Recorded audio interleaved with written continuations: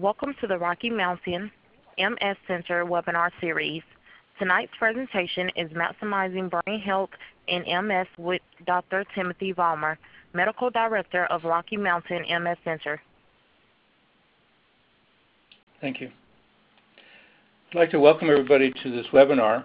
This is our first effort to use this media as another way to help provide educational programs for patients and families interested in this particular topic. Tonight I'm going to be just talking again about the concept of trying to maximize lifelong brain health in MS and review some of the scientific basis for this.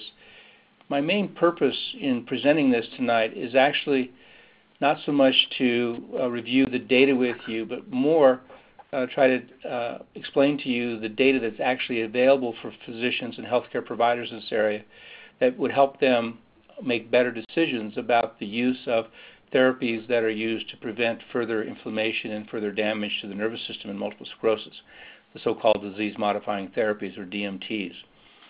So again, I'm going to go over the basic concepts, but I'm not going to go into detail of the data.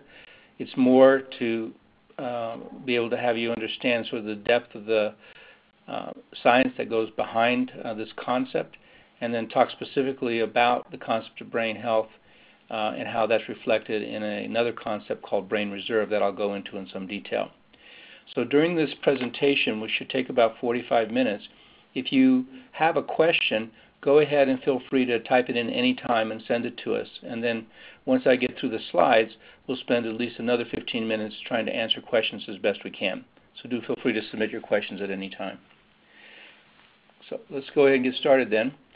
I'd like to actually ask you to answer a few questions, and this will be the first one. And I'll go to the slide where you can answer it in just a second. But the question here that I'd like to get your input on before I start is, do you believe that any of the current disease-modifying therapies, which are the interferons such as Avonex, Betaseron, Rebif, Extavia, and then the other injectables, Copaxone, as well as the oral drugs, Albagio, Tecfidera, Gilenya, and then the final drug, which is Tysabri, which is an IV infusion, do you think that any of them work in secondary or primary progressive MS? So here's the box where you can answer this question for me. So feel free to check whatever answer you have, and then we'll take a look to see what the consensus is on whether you think these therapies work in progressive forms of MS.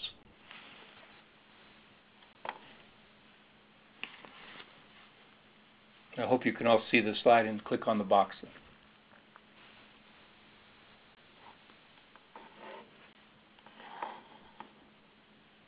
Okay, so let's look at the results here. So basically, we have a significant number of people that think it does, but a large proportion would say that they don't. And the reality is that most healthcare providers in the world think that these drugs are not, do not work in the progressive forms of MS. The bottom line, the answer, I do not know, should actually be, I think, the response of many healthcare providers, because in fact, as I'll talk with you about, there is data showing that these drugs do work in progressive forms of the disease if you start early enough. So let's go ahead and get started here. So the fundamental issue in the field of multiple sclerosis from the standpoint of scientists and physicians is whether MS is two diseases or just one disease.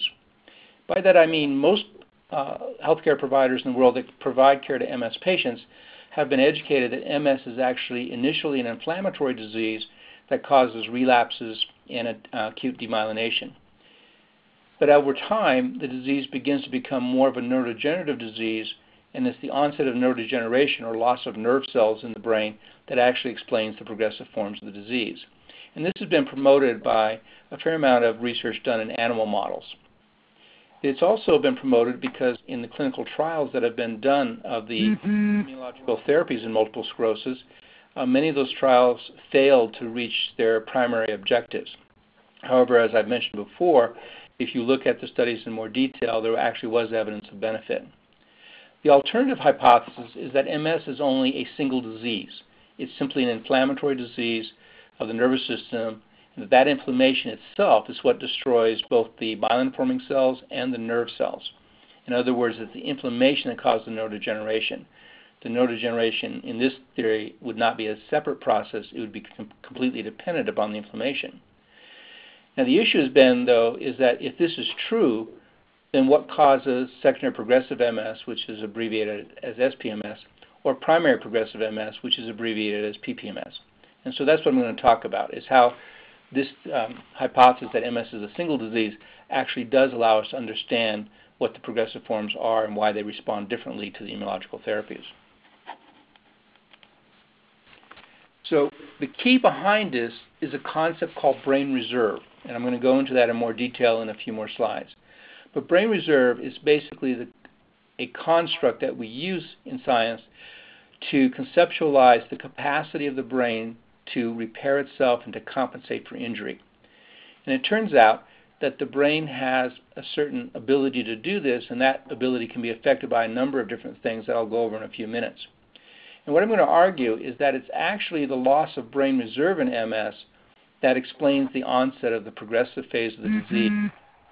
And the reality is that primary progressive MS is exactly the same as the relapsed remitting forms of MS. It's just through statistical quirk, those patients didn't happen to have an acute relapse, which is the most common presentation of MS. And the major point I'm trying to make here is that when we use this terminology, relapsed and remitting MS, secondary progressive MS, and primary progressive MS, the result of that is we end up discriminating against MS patients that actually would benefit from the immunological therapies, mainly because they're younger. And but at this time, the FDA and other regulatory agencies actually have not approved these drugs for use in those patients. So the issues I'm going to go over, I'm going to discuss the scientific data that says that these really are the same disease. I'm going to talk about brain volume and how that's related to the brain reserve capacity. And I'll introduce another term called cognitive reserve. And I'm going to show you a bit of data to try to convince you that the onset of progressive MS actually does represent the point at where patients have used up their brain reserve, and that unmasks the subclinical disease activity, which is actually far more frequent than relapses are. And as a consequence, I'm going to argue that the key therapeutic goal in MS when we're using disease-modifying therapies is actually to preserve brain volume in early disease in order to maximize late life quality of life.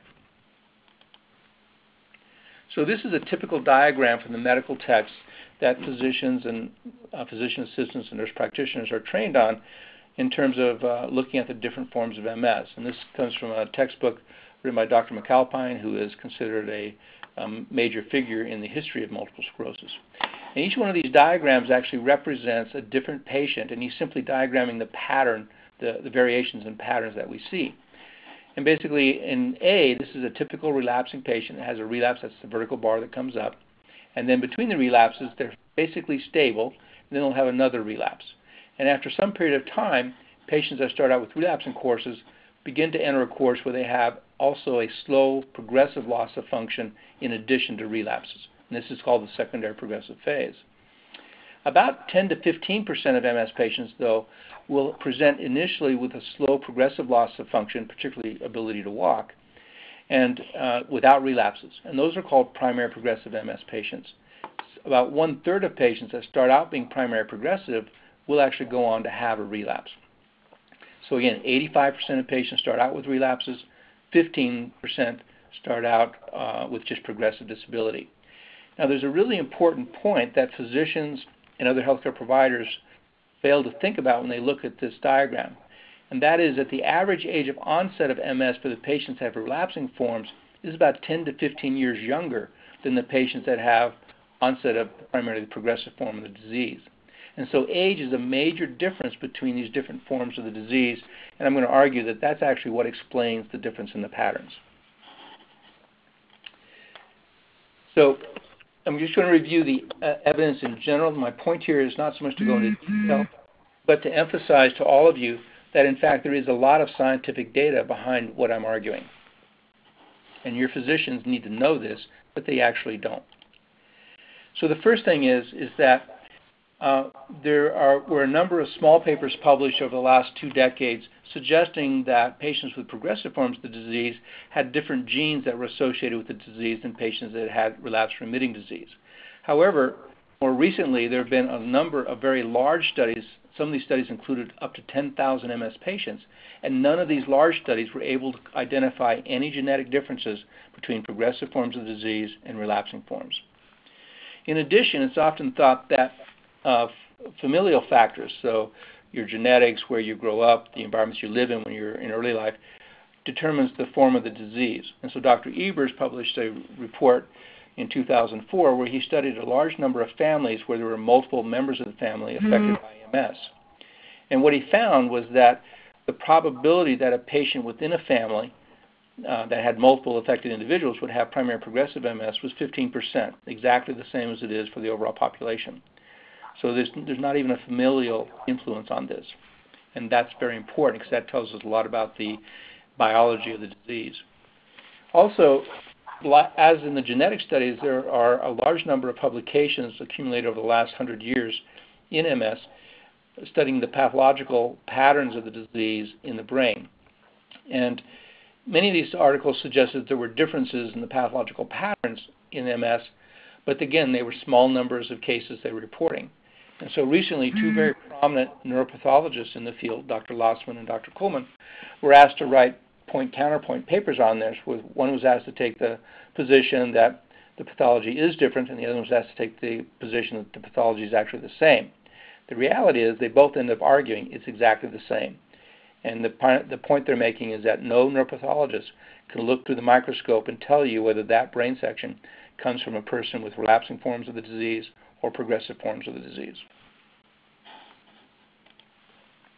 Now, in addition to the science related to the genetics and pathology, there's a common belief that the immunology that is associated with the attack on the brain is different in progressive forms of MS than it is in relapsing forms.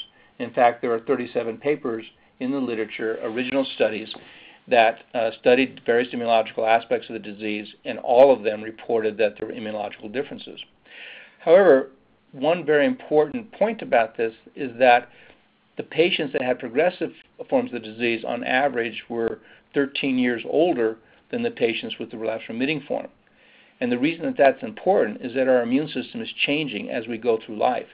The immune system of a child is very different from the immune system of an adult. And a young adult's immune system is quite different than an older adult's immune system. And so these changes are not likely to explain the difference between progressive disease and relapsing disease, more as a reflection just that these are older patients. But the other criticism of all these immunological studies that is even more damning from a scientific standpoint is that not a single study confirmed the finding of any other study. And in science, there's a basic principle that if you do an investigation and you find a result, that result is temporary or suspect until other laboratories confirm the same thing. And so this is a situation where, although everybody believes that these diseases are immunologically different, in fact, there is no confirmatory data from more than one laboratory. Similarly, most physicians will tell you that patients, particularly with primary progressive disease, but also secondary progressive disease, have different patterns on their MRI.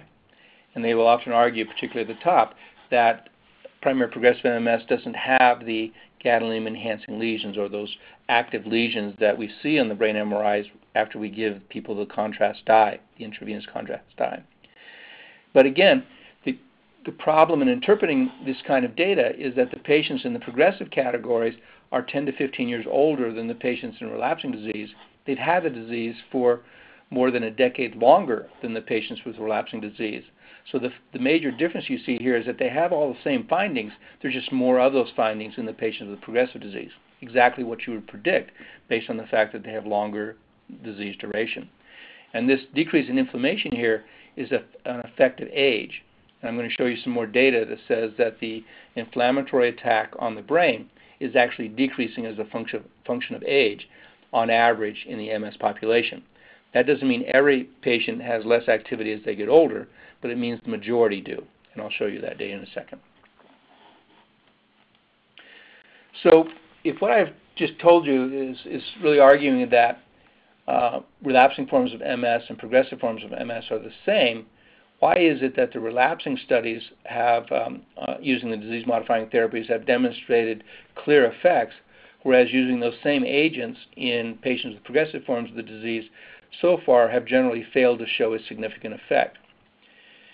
Again, most physicians around the country think that this is due to the fact that the disease has changed from an inflammatory disease to a neurodegenerative disease, but I'm going to explain to you that that's actually not the case. And if we look at the natural history of the disease, it helps us understand this difference in response.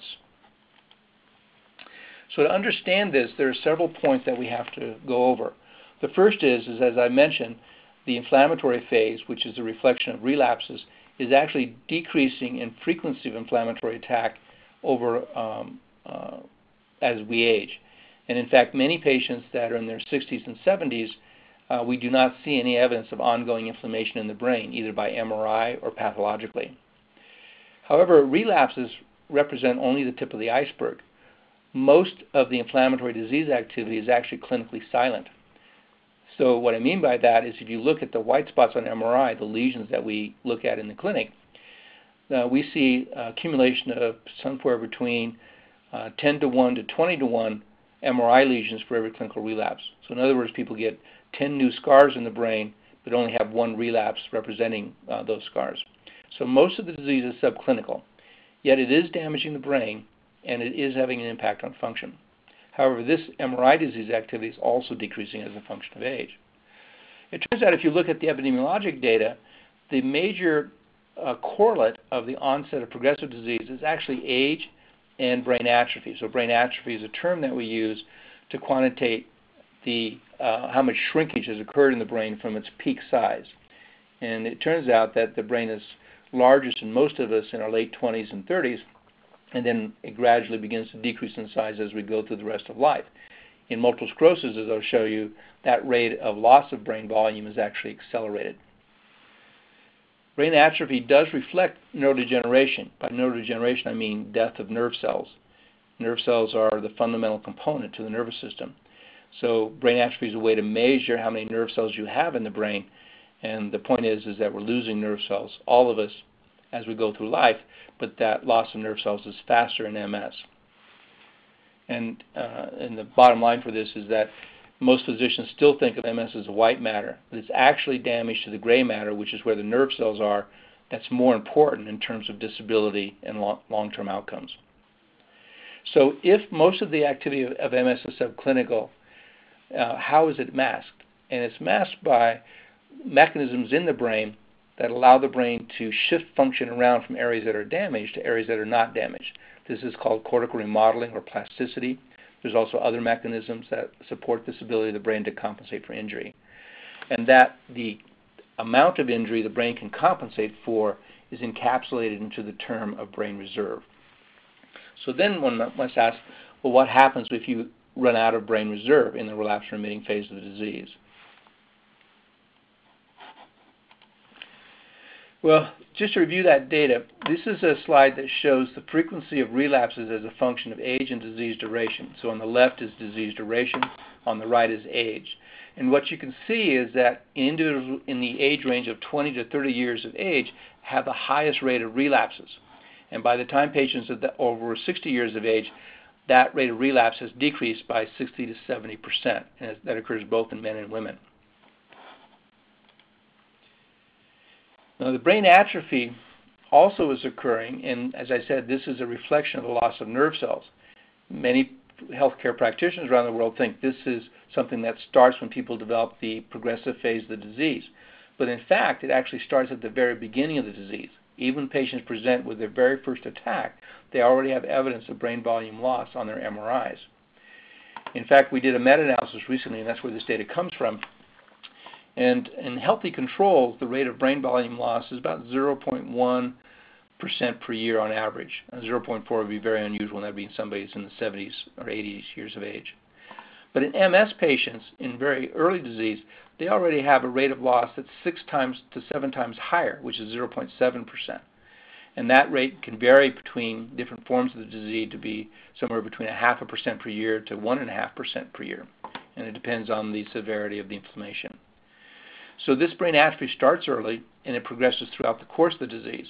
but it's not clinically apparent in the patients in the relapse remitting phase because their brain reserve is compensating for this loss of brain function. And the point of that is that when you use up the brain reserve, then that's when all that subclinical disease activity becomes apparent. And brain atrophy is actually the best predictor from an MRI perspective of long-term disability, much more powerful predictor than the gadolinium-enhanced lesions or the number of T2 lesions or any of other measures that we have in the MRI.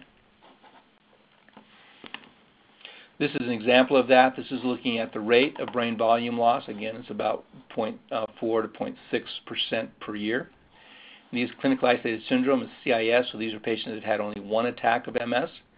Relapse remitting means they've had at least 2 attacks or more. Secondary progressive MS means they've had relapses in the past, but now they're progressing in a steady fashion. And primary progressive patients are the ones that never had a relapse but are progressing. And what you can see here, there's really no difference. If anything, the primary progressive patients are progressing are losing brain volume at a slightly slower rate. So we're now working with several different companies that have large data sets on this in placebo-treated patients, and we're going to reanalyze the data strictly on age. And my expectation is what we'll find is that the rate of brain volume loss is actually greatest in young patients when they first start with the disease, and it decreases over time. Again, that would be consistent with the hypothesis that I'm promoting, which is MS is just a single disease. It's all due to inflammation. However, the majority of the world believes it is 2 diseases. This is just another point making, another slide making the point that is actually damage to the gray matter and shrinkage of the brain that has the strongest correlation with different forms of disability. And these are different ways that we measure disability. So EDSS is a measure of walking.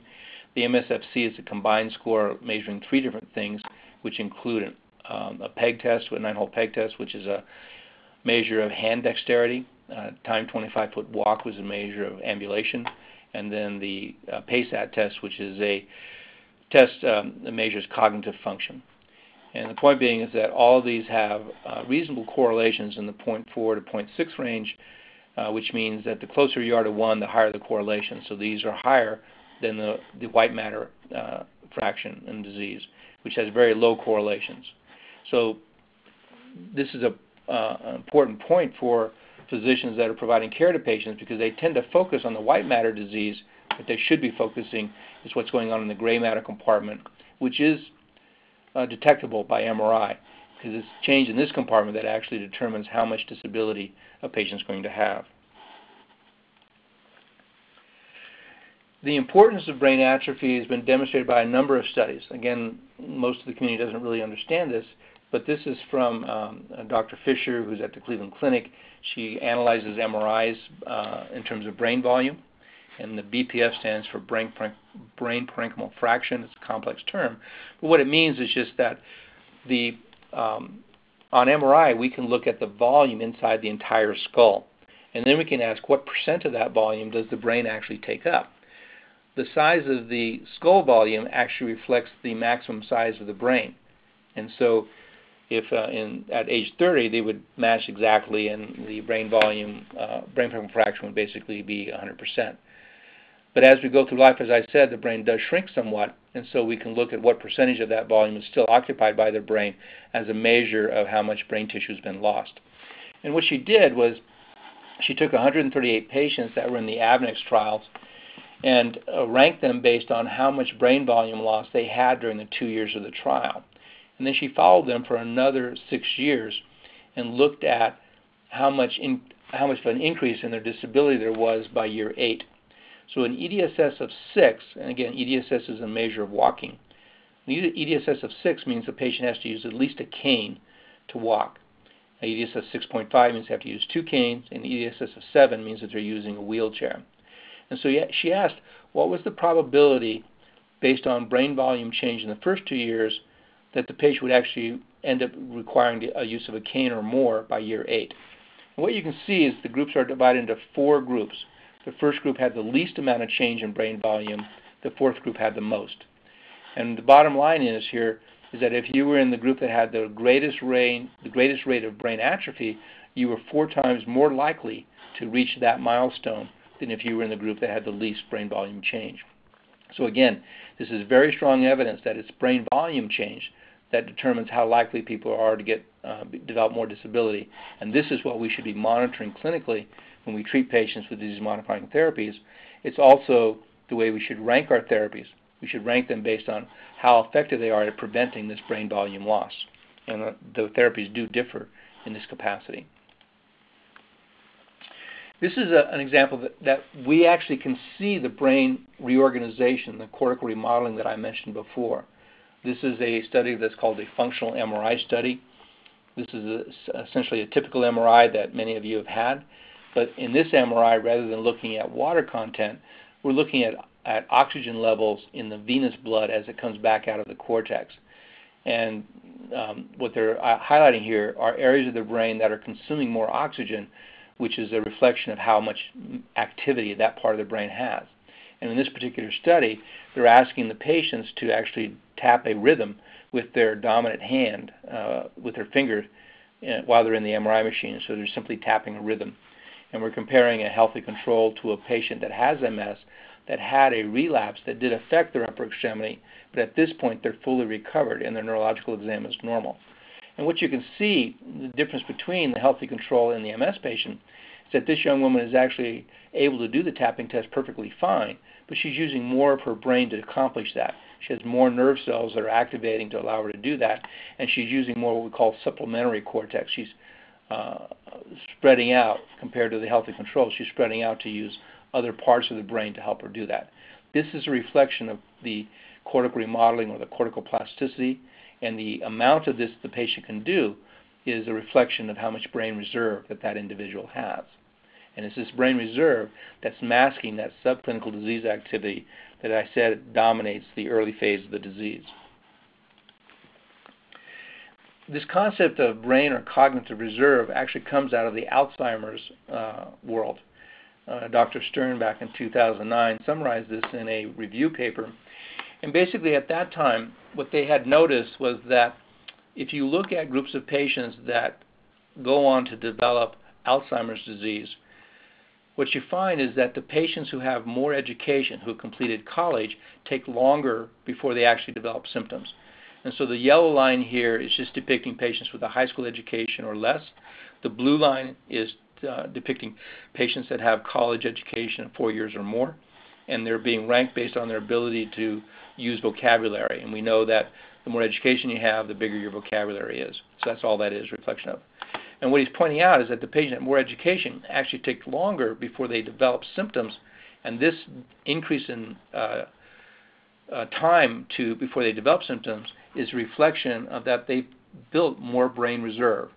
And it's termed cognitive reserve in their literature, but it's also relevant to motor function and sensory function. So the point is that you have some control over how much brain reserve you have, and you can increase that by living an active lifestyle, both physically and intellectually. And this is direct evidence of brain reserve. Now the question is, does that apply to MS? And the answer, yes. But before I get there, just point out that brain reserve is a reflection of a large number of processes. So your genetics, and basically the larger your brain, the more brain reserve you have. In utero health, so early brain development in the fetus could be damaged by disease or malnutrition or trauma. Early life activities in children, athletics, going to school, versus having illnesses or nutritional deprivation, which actually decreases it. So if kids are active, they build more brain reserve. And all that goes on to give protection against brain injury. So an example of environmental factors that actually decrease brain reserve is actually playing contact sports. So this is an issue that the National Football League is dealing with, that we're now becoming aware of as a society, that early head trauma is actually consuming brain reserve. And as a consequence, when these professional players get older, into their 50s, they often have a rapid onset of dementia and loss of function. That's a reflection of the fact they've run out of their brain reserve early because they used it up early in life. Is it relevant to MS? Yes, this is a study that's published more recently in 2013 from James Sanowski and the group in New Jersey. In the first graph up here, they're simply plotting how well people do on certain cognitive tests as a function of their size of the brain. And what you can see is the larger the brain, the better they perform. They also showed that if you had a larger brain in MS, you could compensate for the injury in the brain as measured by the T2 lesions. So these are the white spots that we see on the MRIs that we review with patients.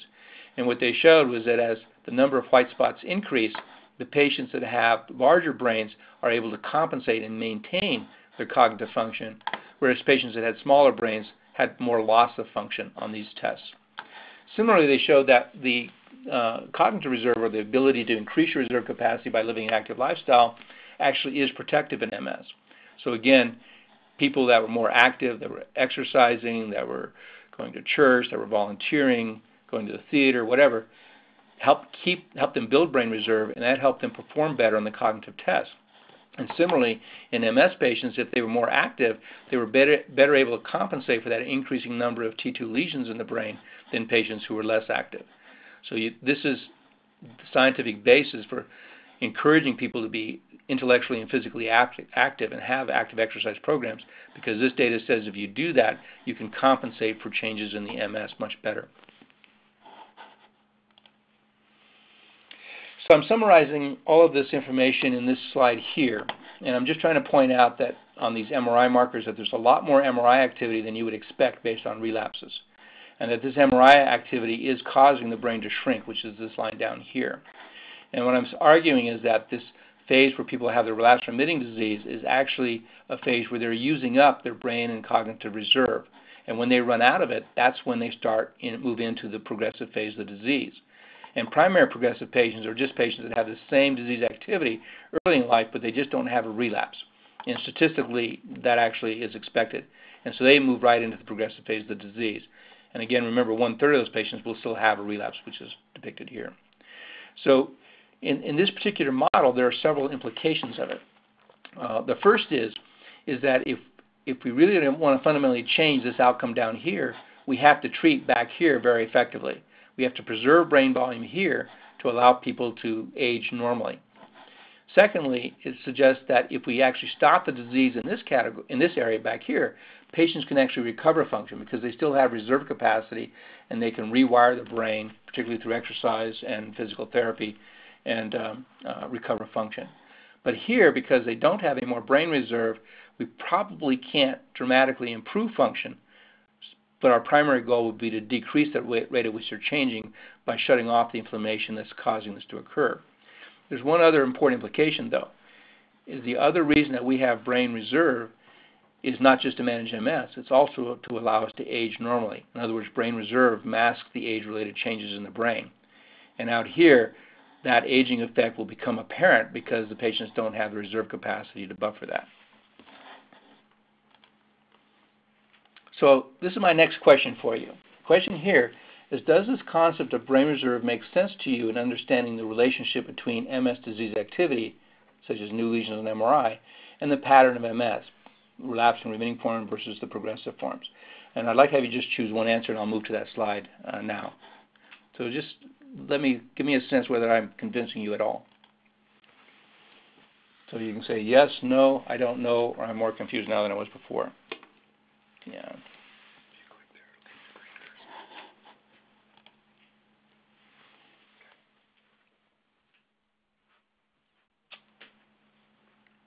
Okay. All right, why don't we see the results here? And keep answering. If you haven't answered, go ahead and answer, because we'll collect all this data for the end. You're all very nice. Either that or you were already very knowledgeable before you got on this phone call, so I appreciate that. Okay. So now just to cover some of the other rationale that goes behind trying to manage MS by taking a more global approach to managing it. So it's not just the medications we prescribe, it's exercise, and I'm also going to argue that it's also diet. And that our goal with this comprehensive management is really to maximize lifelong brain health. And I apologize, I didn't know I didn't have a cursor there earlier, but I'll try to use it now. Okay, so the first thing is that we want to preserve brain volume. And all of the drugs have been studied in terms of their impact on preserving brain volume. The strongest correlate to brain volume is actually disability progression. In other words, If patients are progressing, that predicts that they have more brain atrophy, and if they have more brain atrophy, that predicts that they're more likely to progress. And on this slide, what you can see is that drugs like Tysabri, which is natalizumab, or Gilenya, which is fingolimod, or Tecfidera, which is dimethyl fumarate, that they have significant effects both on decreasing the chance that people will actually get worse and decreasing the rate of brain atrophy in the 30 to 40 to 45% range. Whereas Copaxone and all the interferons have a very modest effect both on disability and a very modest effect on brain atrophy. This actually is probably an overstatement. It's probably closer to 15% in our current studies. And in an Avonex study that we did recently called the Bravo study, Avonex had no effect on brain volume. So my point being is that the insurance companies, healthcare systems, and just general practice throughout the United States and the world is to have people go on the interferons and Copaxone first, and then if they fail that by having a relapse or something else, only then moving patients up to these therapies. What we would argue at the Rocky Mountain MS Center is that that's the wrong approach. We should be using these therapies when they're safe in patients right from the very beginning in all phases of the disease, because they have a much better chance of preventing or minimizing brain volume loss and minimizing the chance that patients will have increasing disability. In fact, a fundamental difference between the interferons and Copaxone and these drugs up here is that, particularly in the relapse-remitting phase, patients on these drugs on average are getting better over time, improving in function, whereas with these drugs, all that we're doing is we're slowing down the rate at which they're getting worse, but we're not stopping it. And the evidence for that is, this is one set of evidence. This is a summary of a number of different presentations made at a major European meeting on MS called ECTRIMS. And this is the largest meeting on MS in the world, and it occurs every fall. And this happens to be from 2010, but you see the same thing every year since. And so these are different research groups from around the world reporting their results, pointing out that patients on Tysabri, which is natalizumab, actually are improving in terms of their fatigue, they're improving in memory and cognition, their hand function is improving, their ability to walk is improved, their quality of life is better, even their ability to work is improving. And they have a much higher chance of being in what we call a disease activity-free state, which means they're not having relapses, they're not progressing in disability, and their MRI is not changing. If you look at these numbers, patients on natalizumab in year 2 have an 80 to 90% chance of being disease activity free. These numbers in the interferons and Copaxone would be in the 30% range, a major difference and something that's very important to us. This is probably also true for Gilenya and probably for Tecfidera, but maybe at a slightly lower rate. However, those studies have not yet been done, so we're hoping that that data will be coming out soon. Another important point, just to reiterate, which I've said this already, is that if patients are in the progressive phase of the disease, there are two major reasons why they may notice continued loss of function. One is that the MS remains active and they're getting new damage in the brain. But the other one is mainly related to age and disuse atrophy. Because of the disability, patients are less able to be active, and because they're getting older, they're unmasking the aging effect, which also results in slow loss of function. But these two can be treated with exercise and to minimize them, although we can't stop them. But we can stop this phase, even in the progressive phase of the disease. Yeah, let me go here. We're stuck. Okay. And this is evidence that that's true. So this is a study from Dr. Alistair Cole, a colleague of mine in England. And they used a drug called alemtuzumab, which is under review by the FDA and could be approved for use in the United States in December. I think December 14th is the key date for that. But they've studied this intensely for the last 15 years. And what they're showing in this graph is that if you look at secondary progressive patients, which are in the orange or the pink here, and you compare them against patients with relapse-remitting disease, and you look at them at a year where they're on no therapy, they're all getting worse. The relapsing patients worsened by 2 points on the disability scale. The progressive patients worsened by 1 point. If you then put them on alemtuzumab and you follow them out to 3 years, what they're showing here is that the relapsing patients actually improved in function. They regained function. A 2-point change on the EDSS is a big change. That's a very significant change. And that improvement continued out to 3 years. So every 6 months, they were actually getting better. And this is what we see in the clinic when we use highly effective therapies like alemtuzumab, natalizumab, I'm using generic names here, and I shouldn't do that. And when we're using Tysabri or Gilenya, and we think possibly with Tecfidera. But what they showed was that in the secondary progressive patients, we did have the effect of slowing down the rate at which they were getting worse, but they were still getting a little bit worse each year out to 3 years. And what I'm saying is that this effect is actually aging and can be managed by helping people develop effective exercise programs. And this effect from going from a 1-point change to maybe a 0.2% change over every 6 months or 1 year period is a very important thing for us to do therapeutically. But most physicians in the world actually don't recognize that this is the goal, that simply slowing down the rate at which people are getting worse is valuable to those patients, and it's something we should be doing, and we can do with the currently available therapies. So this is the difference between what we can do with progressive disease versus relapsing disease. It's still an important opportunity for us. And then in the future, we expect to have reparative therapies that might help us take these progressive patients and move them down to this category similar to the relapsing patients. So there is hope that we will ultimately be able to have reparative therapies.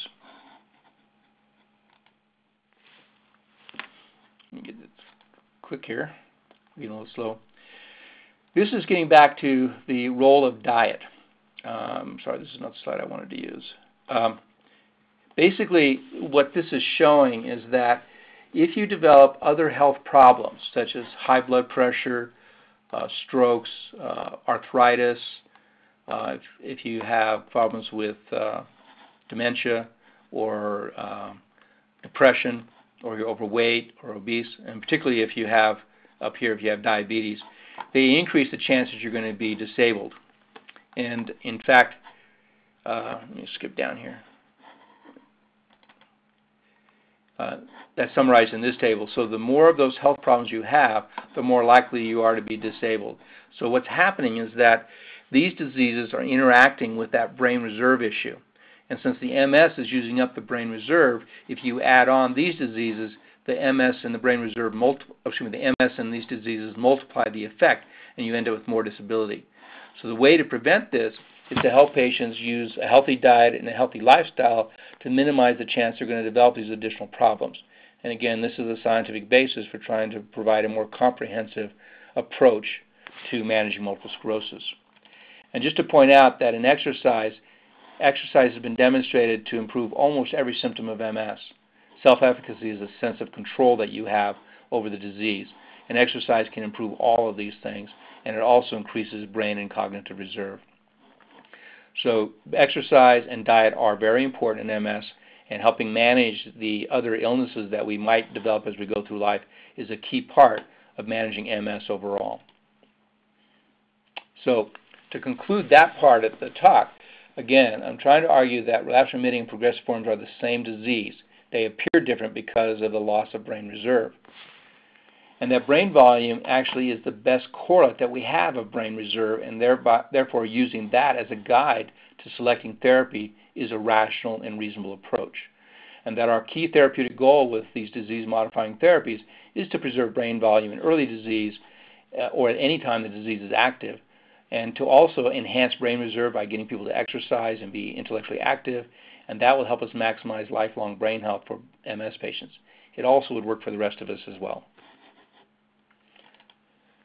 So the way that we use disease-modifying therapies, which are the interferons, Copaxone, Tysabri, Gilenya, etc., is we would use it in any patient that we thought was still in the active inflammatory phase of the disease. And the therapy we would select for a patient is the most effective therapy in preventing brain volume loss that has a good safety profile for that individual patient. And this is the trick. Physicians really need to calculate your risk of having a serious health problem from the drug, and they can do that by looking at factors that we know can increase the risk of certain drugs. Our therapeutic goal in the relapsing form of the disease is really to stop the relapses and also to induce what we call a disease activity-free state. We don't want any relapses, we don't want any new MRI lesions, and we also want no progression of disability. In the future, we also are going to add into this equation normalizing the rate of brain volume loss so that it matches healthy controls. Also, as I've mentioned, we now have the ability in patients in the relapsing phase of the disease to also help them recover function and improve over time. It varies from person to person about how much recovery they can get, but sometimes it's quite remarkable. And so this is now a therapeutic goal that we have to recover function. For progressive patients, our goal is to minimize any further inflammatory injury to the nervous system and preserve brain volume to at least slow the rate of disability progression as much as possible. And then we're working on therapies to repair the brain, and hopefully they'll come online in the near future. But there's also this new issue, is can you stop the use of these disease-modifying therapies? And we believe that's probably true that you can, or yes, that you can, in older patients, and we're now working on research projects to identify characteristics or biological markers that we can use to identify who really doesn't need to be on these therapies anymore, that they're through the inflammatory phase. So the treatment of MS is complicated, but it also has much more benefit for patients than we've ever been able to provide in the past. If we could just help the world use these therapies in the most effective way, we could dramatically decrease the risk of disability, particularly in young people that are just developing the disease as we speak. So with that, I'd like to ask two more questions. So this is the third question. Does the concept of maximizing lifelong brain health by preserving brain reserve and preventing brain atrophy through the use of highly effective disease-modifying therapies in early MS is possible make sense to you? And you can choose one of these answers. Let me get to the answer form for you. So, does this concept of maximizing brain health make sense to you? See if anybody agrees.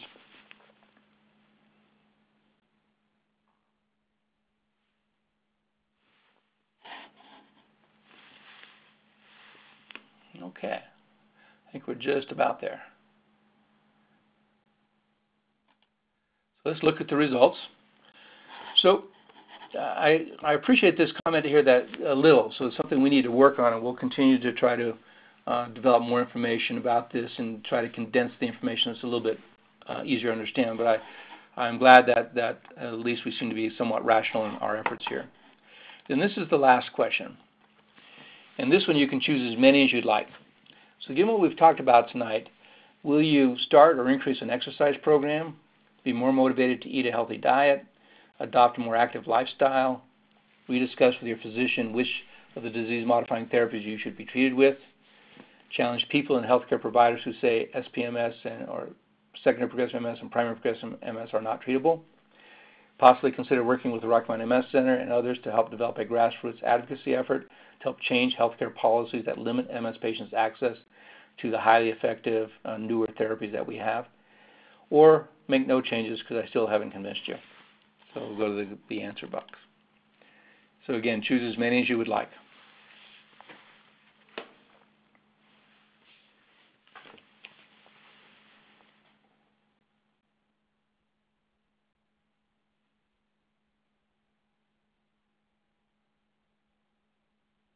Okay, here we go. I'll give you a few more minutes. People are still clicking away.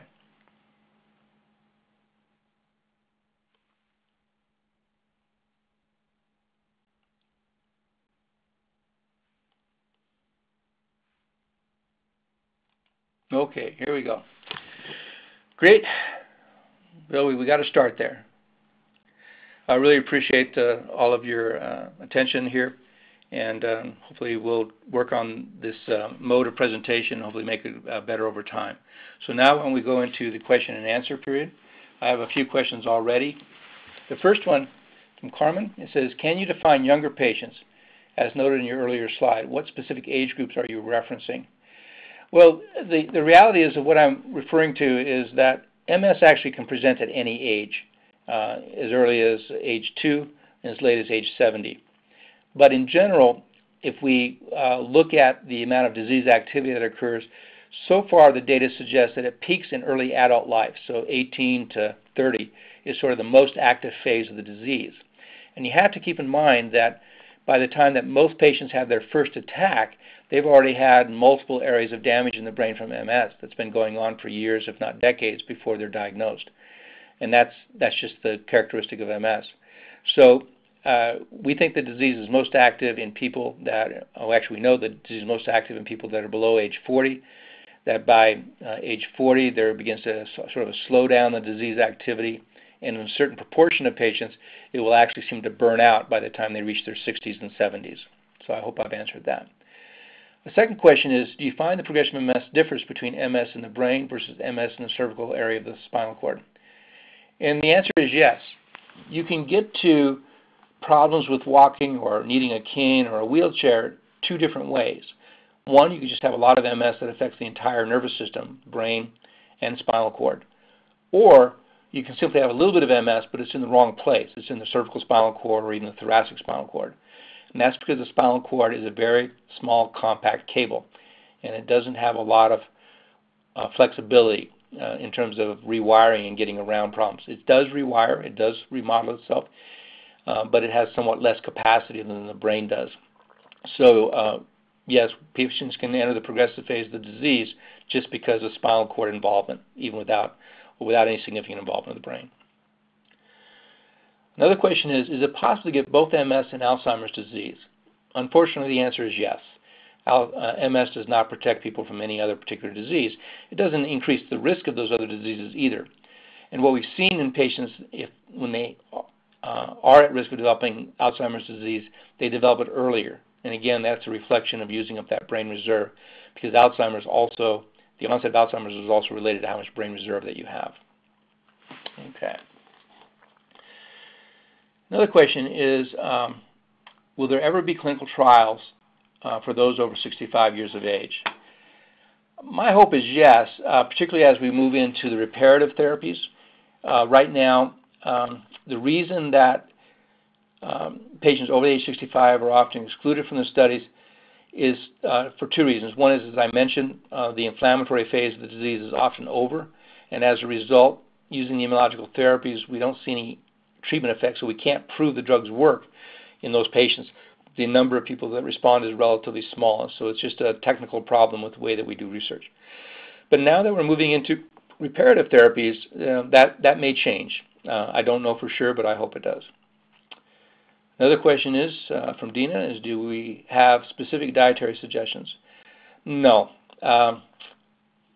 Basically, as I said, the role of diet is primarily in MS to maintain good overall health. So you do want to provide nutrients that maximizes brain health, but those are the same nutrients that maximize overall health. So the Mediterranean diet has been promoted as a very healthy approach. It has a lot of grains, fruits, nuts, vegetables in it, a lot of fish. But in terms of any specific diet, I think, again, your focus should be on the diet that gives you the best overall health, minimizes risk of diabetes, minimizes risk of hypertension, minimizes risk of obesity. Okay, let's see what else we have here. Robert asks, it seems that for relapsing MS, some DMTs can improve symptoms. That represents a reversal in what we've been hearing. Do I correctly understand that assertion? And what evidence is there that the DMTs can improve cognitive function as opposed to physical function? So actually there's a lot of studies in this area. They're all relatively small studies, but they come from centers all over the world. Most of these studies were not supported by pharma. They were supported through other mechanisms. And yes, it is true that on Tysabri in particular, where we have the longest experience in the most studies, it's very clear that most relapse-remitting patients actually do improve in function. They regain the ability to walk better, they improve their cognitive performance, they decrease depression, they have decreased fatigue, their ability to work is improved, their ability to basically do everything, bowel bladder function, sexual function, all that appears to improve over time in a majority, not all, but the majority of patients that have relapse-remitting MS on these highly effective therapies. And again, I think that is a therapeutic goal. So we will, in our clinic, we will move patients up from, say, Copaxone or interferons, sometimes simply to give them a better chance that 2 years down the road, they won't need medications for their fatigue, or they won't need a cane, or they will have better cognitive function, better able to perform in their work and their other life activities. So improvement in function in relapsing MS is a very real possibility using the newer agents in the most effective way.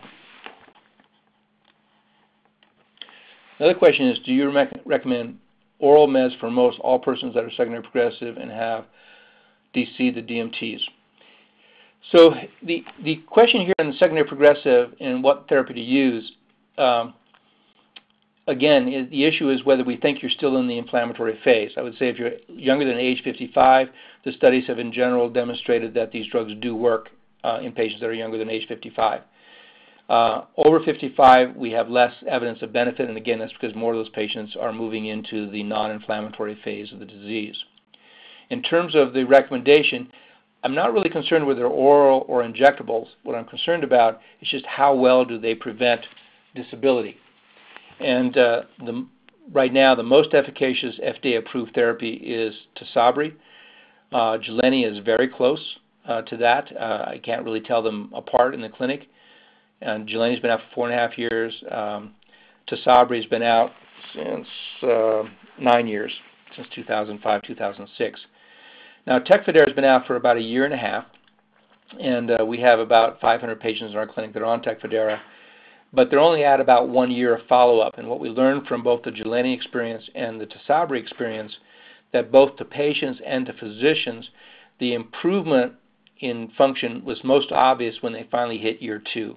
In the year 1, it was not quite so clear that they were improving, although they did feel more stable. But by year 2, most of our patients come back and report to us that they actually feel like they can do more, that they have fewer symptoms, they need fewer medications. So we're hoping that that's true with Tecfidera, but I don't yet know what the probability of that is. We'll find out over the next year or so. Okay. So next question is, do you recommend something like luminosity to help build your reserve? The answer is a qualified yes. There was actually a nice little paper that was published about 2 years ago that looked at improvement in cognitive function, in other words, improvement of brain reserve and cognitive reserve in patients that they looked at where they were completing luminosity type puzzles and games. And what they found is that they didn't really see an improvement when people were using the puzzles and games at the luminosity type site, but they did improve function in the act of surfing the web and finding them.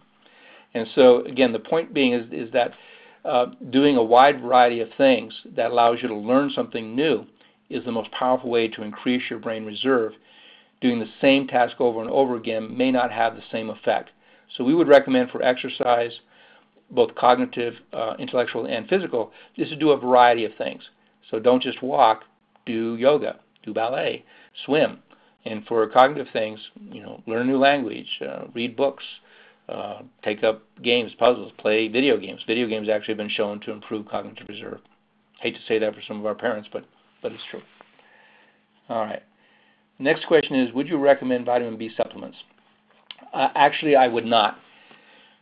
So in looking at over-the-counter supplements of all kinds, there's been a number of very large studies called meta-analysis. And the meta-analysis studies take a lot of smaller studies and combine them into one big study to ask, do the results hold up? And what they found when they looked at that is that there are only 2 supplements that repeatedly show some positive health benefits. And that's vitamin D and the fish oils, the EPA and DHA fish oils. In fact, the patients that were taking multivitamins, and particularly B complex, actually did worse. And we believe the reason for that is that in the American diet, B vitamins are often supplemented in many foods. And B vitamins, particularly B6, but also B1 and B2, are actually toxic to the nervous system. They can cause significant injury to particularly the peripheral nerves. And they also may have some effect on heart muscle and other things. So the point is that, as I mentioned, eating a healthy diet that has a wide variety of foodstuffs and includes vegetables, fruits, grains, etc., is clearly healthy. There's no doubt about that. However, it does not appear any of the manufacturers of vitamins in particular have captured what it is about that healthy diet that actually brings health. So I would actually discourage patients, and we do actively discourage patients from taking too many vitamins. We do encourage them to take vitamin D to get their vitamin D levels up into the upper half of the normal range. And we certainly encourage them to use fish oils if their primary care physician thinks that would be a benefit based on their genetic history. And we have time for one more. Next question is, you have spoken to Tysabri, Gilenya, and Tecfidera. Any comments on Albagio? Albagio is another oral medication. It was approved 2 or 3 years ago. It's a pill you take once a day. It works by inhibiting the ability of lymphocytes to actually grow and multiply. It starves them for DNA. The data on Tecfidera suggests that it reduces relapse rates by about 30%. That's about the same that we see with Copaxone and the interferons. It did have a better effect on brain volume loss, so it decreased that in the 20 to 30% range. And it did seem to have a positive effect on decreasing the chance of developing disability. But if I can just go back here. Guys, how do I scroll backwards? Let me get to the slide here. I'll just put up that slide that I had before. Where is it? It's this one here. So teriflunomide is albedo, so it's right here. And what you can see is that its effect on brain atrophy is a little bit less than the Tysabri, Gilenya, and Tecfidera, which are, I'm sorry, let me get the arrow here. I'm sorry, I didn't know I was going to show you. So this here, this is albedo. The teriflunomide is albedo. This is Tecfidera, this is Gilenya, this is Tysabri. And what you can see is that it did have an effect on decreasing the chance of worsening about 30%, which is in the ballpark what we see with the other therapies. It had a little bit smaller effect on brain atrophy, better than generally what we see with the other agents, but not quite up here. So yes, it is an agent. It's perfectly appropriate to use it. Again, from our particular approach, if using albedo was equal in safety to Tysabri, we'd use the Tysabri first because it's more effective. If the albedo was significantly more safe in that individual patient than Tysabri or fingolimod, then we might use the albedo. So again, that safety question has to be calculated on an individual basis. So again, I would like to thank you all very much for signing on and listening. We'd be very interested in your feedback to tell us whether this format is something that works for you and how we can improve this format for you. And if you think it's worthwhile, we hope to produce many more of these over the next year. Thank you all very much for participating.